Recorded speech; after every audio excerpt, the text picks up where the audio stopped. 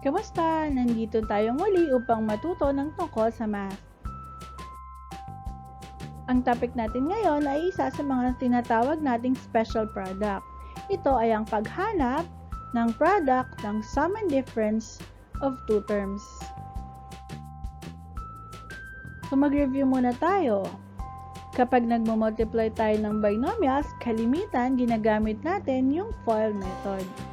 So, tandaan natin na pag tinawag nating sum and difference of two terms, ito ay dalawang binomials kung saan ang first term ay magkaparehas, ang kanilang second term ay magkaparehas, subalit magkaiba ang kanilang sign. Ang isa ay positive at ang isa naman ay negative. Para sa ating unang example, meron tayong dalawang binomials. Mapapansin natin na parehas ang kanilang first term, gayon din ang kanilang second term. Pero yung unang binomial, ito yung tinatawag nating sum of x and y, at yung pangalawang binomial, ang tinatawag nating difference of x and y. Kaya natin siya tinawag na sum and difference of two terms.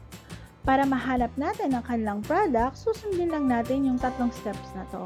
Una, i-multiply natin yung first terms. So, x times x ay x squared. Pangalawa, i-multiply natin yung second terms. Y times negative y ay negative y squared.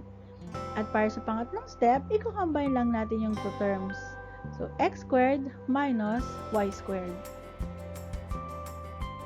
So, magsagot pa tayo ng ilang square of a binomial.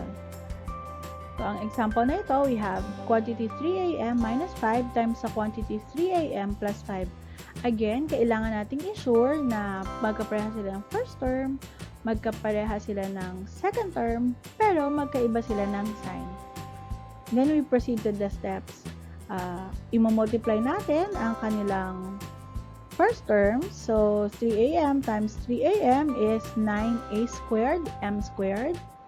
And then, i-multiply din natin ang kanilang last terms, which is negative 5 times 5 is negative 25. Kaya ang final answer natin ay 9a squared m squared minus 25. Para sa isa pa nating halimbawa, kailangan ulit i-sure natin na parehas ang first term, parehas ang second terms, pero magkaiba sila ng sign. So, we proceed by multiplying the first term. So, m times m equals m squared. And then, the second term, so negative 2/3 times 2/3 equals negative 4 over 9. So, our final answer is m squared minus 4 over 9. Finally, we have quantity 4c plus h squared times quantity 4c minus h squared. So, mapapansin nyo, dito, mas nauna yung positive kesa sa negative. Okay lang yon as long as ulitin ko, parehas ang first terms, magkaparehas ang second terms, basta magkaiba lang yung sign. So, we follow the steps. So, first terms, so 4c times 4c ay 16c squared, and h squared times negative h squared ay negative h to the fourth.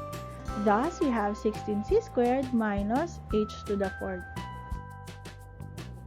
Again, tatandaan natin na pwede nating makuha yung product ng sum and difference of two terms by simply squaring the first terms minus squaring the second terms. Maraming salamat sa inyong panonood. Sana may natutunan kayo at hanggang sa muli!